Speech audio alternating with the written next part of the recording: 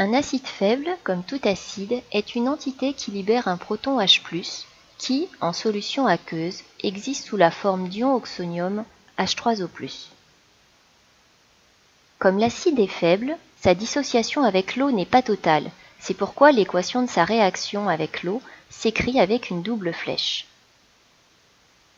Dans l'état final, il y a présence d'eau, de la base conjuguée à- de l'acide, des ions oxonium H3O+, et il reste de l'acide AH.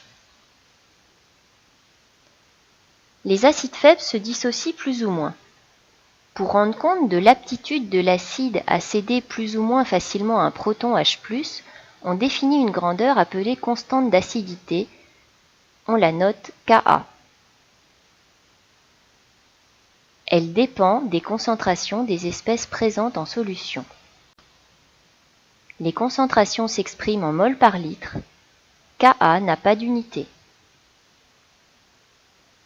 Dans les exemples précédents, l'acide le plus faible est le deuxième, car son Ka a pour valeur 0,5 10 puissance moins 2, alors que le Ka du premier acide est de 4 fois 10 puissance moins 2.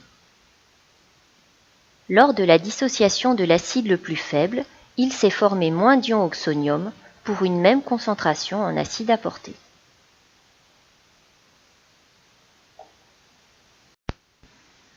Pour comparer des acides faibles, on peut également comparer leur pKa. C'est une grandeur sans unité comprise entre 0 et 14. L'acide le plus faible a un pKa qui est plus élevé que l'autre.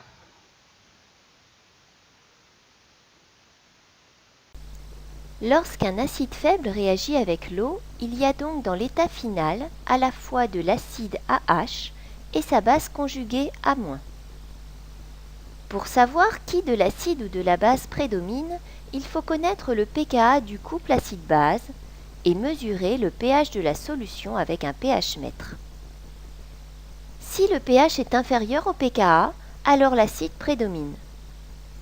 Si le pH est supérieur au pKa, c'est la base qui prédomine. Si le pH est égal au pKa, alors il y a autant de formes acides que de formes basiques.